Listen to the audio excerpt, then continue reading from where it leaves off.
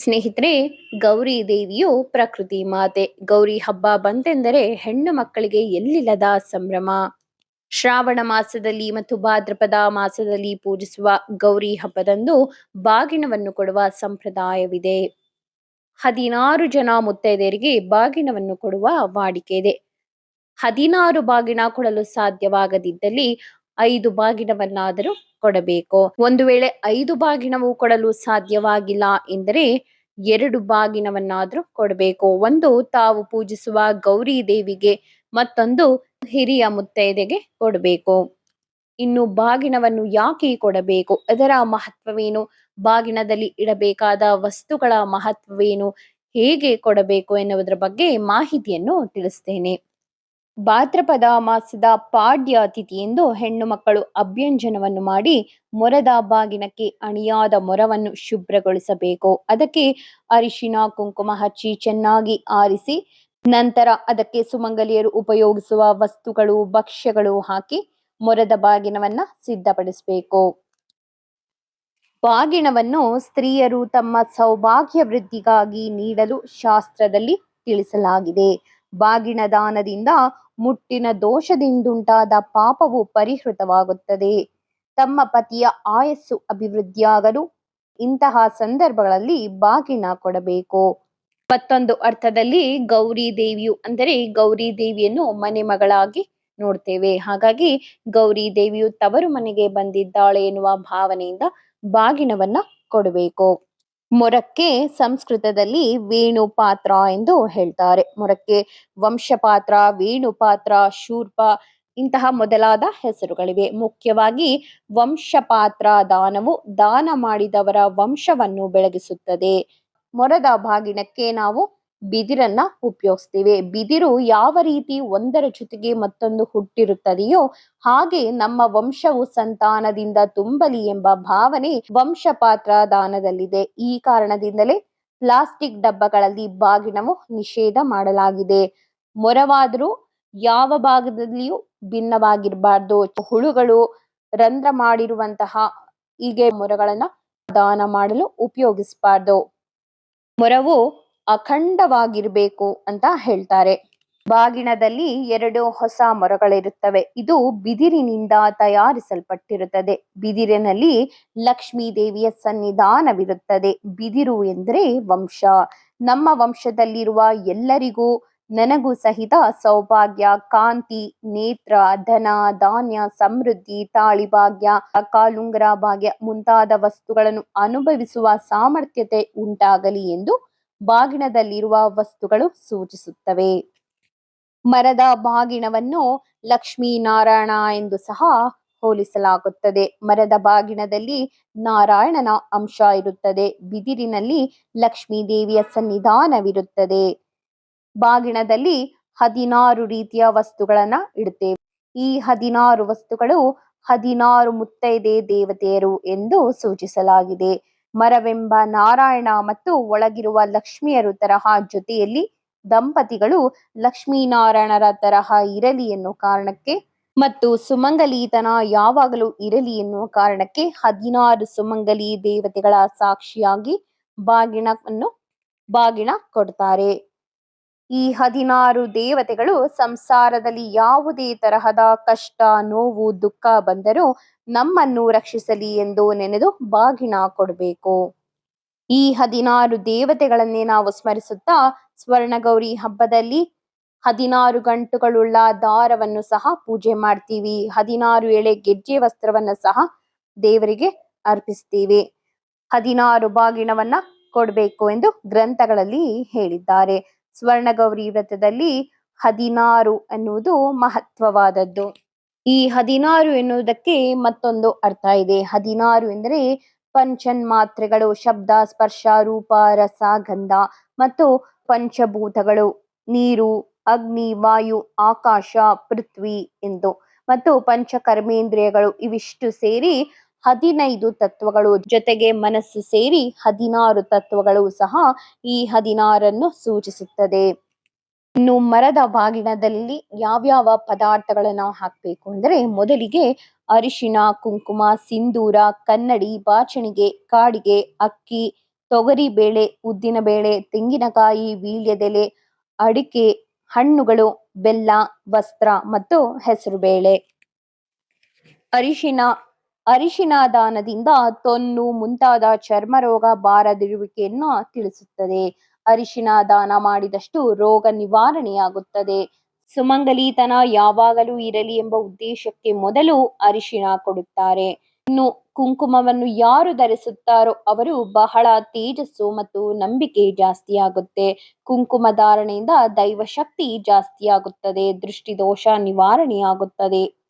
ಕೋಪ ಹಠ ಕಮ್ಮಿ ಆಗುತ್ತದೆ ಎಂದು ಕುಂಕುಮ ದಾನ ಮಾಡಬೇಕು. ಇನ್ನು ಸಿಂಧೂರ ದಾನ. ಸತಿಪತಿ ಕಲಹ ನಿವಾರಣೆಯಾಗುತ್ತದೆ. ರೋಗ ಬಾಧೆ, ಋಣ ಬಾಧೆ ನಿವಾರಣೆಯಾಗುತ್ತದೆ.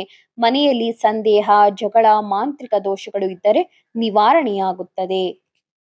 ಇನ್ನು ಕನ್ನಡಿಯನ್ನು ರೂಪಲಕ್ಷ್ಮಿ ಎಂದು ಹೇಳ್ತಾರೆ. ಕನ್ನಡಿಯನ್ನು ದಾನ ಮಾಡಿದರೆ ಸಮಸ್ತ ವಾಸ್ತು ದೋಷ, ದೃಷ್ಟಿದೋಷ ನಿವಾರಣೆಯಾಗುತ್ತದೆ.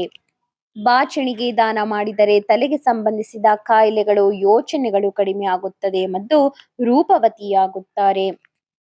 ಕಾಡಿಗೆ ದಾನ ಮಾಡುವುದರಿಂದ ದೃಷ್ಟಿದೋಷ ಆಗೋದಿಲ್ಲ. ಕಣ್ಣಿನ ಕೆಳಗೆ ಕಪ್ಪಾಗೋದು ಕಡಿಮೆಯಾಗುತ್ತದೆ. ಪೂರ್ಣ ಸ್ತ್ರೀತತ್ವ ಹೆಚ್ಚಾಗುತ್ತದೆ. ಕಾಡಿಗೆಯು ಪರಪುರುಷರನ್ನು ನೋಡಿದ ದೋಷವನ್ನು ಪರಿಹರಿಸುತ್ತದೆ. ಇಂತಹ ಕಾಡಿಗೆಯನ್ನು ದಾನ ಮಾಡಿದರೆ ಪರಪುರುಷ ದರ್ಶನ ದೋಷ ಹಾಗೂ ನೇತ್ರ ದೋಷವನ್ನು ಪರಿಹರಿಸುತ್ತದೆ. ಇನ್ನು ಧಾನ್ಯಗಳು. ಗಂಡ ಹೆಂಡತಿ ಮಕ್ಕಳು ಒಂದು ಹೊತ್ತು ಅಥವಾ ಒಂದು ದಿನ ಹೊಟ್ಟೆ ಪೂರ್ತಿಯಾಗಿ ತಿನ್ನಲು ಸಾಕಾಗುವಷ್ಟು ಧಾನ್ಯಾದಿಗಳನ್ನ ಕೊಡಬೇಕು. ಯಾರು ಅಕ್ಕಿಯನ್ನು ದಾನ ಮಾಡುತ್ತಾರೋ ಅವರಿಗೆ ಮನಸ್ಸಿಗೆ ಸಂಬಂಧಪಟ್ಟಂತಹ ಸರ್ವ ರೋಗಗಳು, ಯೋಚನೆಗಳು ನಿವಾರಣೆಯಾಗುತ್ತವೆ. ಆರೋಗ್ಯ ಭಾಗ್ಯವಾಗುತ್ತದೆ. ಮನೆಯಲ್ಲಿ ಕಲಹಗಳು ನಿವಾರಣೆಯಾಗುತ್ತದೆ. ತೊಗರಿ ಬೇಳೆ ದಾನದಿಂದ ಕುಜದೋಷ ನಿವಾರಣೆಯಾಗುತ್ತದೆ. ವಂಶ ಪಾರಂಪರ್ಯವಾಗಿ ಬಂದಿರುವ ಕುಜದೋಷಗಳು, ಸರ್ಪದೋಷಗಳು ನಿವಾರಣೆಯಾಗುತ್ತದೆ.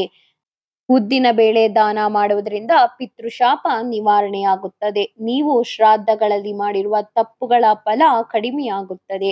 ಅಪಮೃತ್ಯುಗಳು ನಿವಾರಣೆಯಾಗುತ್ತದೆ. ಅಗೋಚರ ರೋಗಗಳು ನಿವಾರಣೆಯಾಗುತ್ತದೆ. ಹೀಗೆ ಪತಿಯಲ್ಲಿರುವ ಸರ್ವ ದೋಷಗಳು ನಿವಾರಣೆಯಾಗುತ್ತದೆ. ಹೆಸರು ಬೇಳೆ ಅಧಿದೇವತೆ ವಿದ್ಯಾಲಕ್ಷ್ಮಿ. ವಿದ್ಯೆ ಎಂದರೆ ಸರಸ್ವತಿ, ಲಕ್ಷ್ಮಿ ಎಂದರೆ ಶ್ರೀ ಮಹಾಲಕ್ಷ್ಮಿ ಎಂದರ್ಥ. ಹೆಸರು ಬೇಳೆಯನ್ನು ದಾನ ಮಾಡಿದವರಿಗೂ ತೆಗೆದುಕೊಂಡವರಿಗೂ ಸರಸ್ವತಿ ದೇವಿ ಹಾಗೂ ಶ್ರೀ ಮಹಾಲಕ್ಷ್ಮಿ ದೇವಿಯ ಶಾಶ್ವತ ಅನುಗ್ರಹವಾಗುತ್ತದೆ. ಹೆಸರು ಬೇಳೆ ದಾನದಿಂದ ಸುಖ, ಶಾಂತಿ, ನೆಮ್ಮದಿಯ ವಾತಾವರಣ ಇರುತ್ತದೆ. ತೆಂಗಿನಕಾಯಿಯನ್ನು ದಾನ ಮಾಡುವುದನ್ನು ಭೂದಾನಕ್ಕೆ ಸಮವಾದದ್ದು ಎಂದು ಹೇಳ್ತಾರೆ. ತೆಂಗಿನಕಾಯಿಗೆ ಇಷ್ಟಾರ್ಥ ಪ್ರದಾಯಿನಿ ಅಂತಾನೂ ಹೆಸರಿದೆ. ನಮ್ಮಲ್ಲಿರುವ ದೊಡ್ಡ ತೆಂಗಿನಕಾಯಿಯನ್ನು ಬಾಗಿಣದಲ್ಲಿಡಬೇಕು. ಚಿಕ್ಕ ಕಾಯಿಯನ್ನ ಇಡಬಾರ್ದು. ತೆಂಗಿನಕಾಯಿ ದಾನ ಮಾಡುವುದರಿಂದ ಪೂರ್ಣ ಫಲ ಪ್ರಾಪ್ತಿಯಾಗುತ್ತದೆ. ಸರ್ವ ಕಾರ್ಯ ವಿಜಯವಾಗುತ್ತದೆ. ನೆಮ್ಮದಿಯ ಜೀವನ ನಿಮ್ಮದಾಗುತ್ತದೆ. ಇದರ ಜೊತೆಗೆ 5 ತರದ ಹಣ್ಣುಗಳು ಫಲದಾನ ಮಾಡಬೇಕು. ಫಲದಾನಕ್ಕೆ ಜ್ಞಾನಲಕ್ಷ್ಮಿ ಅಧಿಪತಿ. ಫಲದಾನ ಮಾಡಿದರೆ ನಿಮ್ಮ ಮನೆಯಲ್ಲಿ ಸಕಲ ಕಾರ್ಯಗಳು ಸುಗಮವಾಗಿ, ಸುಲಲಿತವಾಗಿ, ಯಾವುದೇ ತೊಂದರೆ ಇಲ್ಲದೆ ಯಶಸ್ವಿಯಾಗಿ ಲಾಭವಾಗಿ ನಡೆಯುತ್ತದೆ. ಹಾಗಾಗಿ ಹಣ್ಣುಗಳನ್ನು ದಾನ ಮಾಡಿದರೆ ಅಧಿಕ ಪುಣ್ಯ ಪ್ರಾಪ್ತಿಯಾಗುತ್ತದೆ.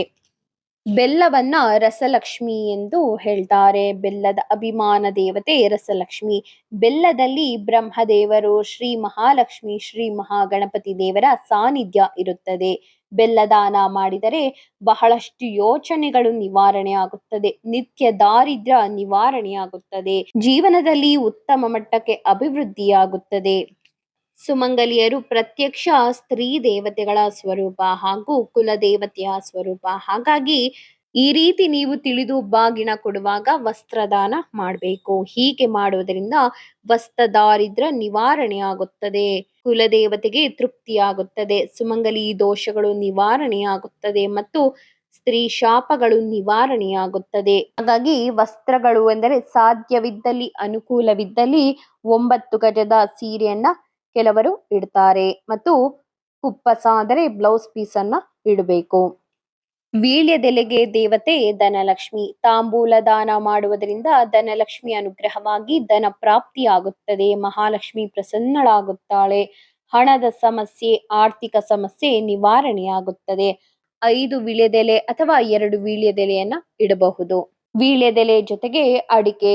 ಒಂದು ವೇಳೆ 5 ವೀಳ್ಯದೆಲೆ ಇಟ್ಟಲ್ಲಿ 5 ಅಡಿಕೆ, 2 ವೀಳ್ಯದೆಲೆ ಇಟ್ಟಲ್ಲಿ 2 ಅಡಿಕೆಯನ್ನ ಇಡಬೇಕು. ಅಡಿಕೆಗೆ ಸಂಸ್ಕೃತದಲ್ಲಿ ಪೂಗಿ ಫಲ ಎಂದು ಹೆಸರು. ಮತ್ತು ಅಡಿಕೆಯನ್ನ ನಾವು ಗಣಪತಿಗೂ ಸಹ ಹೋಲಿಸ್ತೇವೆ. ಹಾಗಾಗಿ ವೀಳ್ಯದೆಲೆ ಜೊತೆ ಅಡಿಕೆಯನ್ನು ಇಟ್ಟುಕೊಟ್ರೆ ನಿಮಗೆ ಪೂರ್ಣ ಫಲ ಪ್ರಾಪ್ತಿಯಾಗುತ್ತದೆ.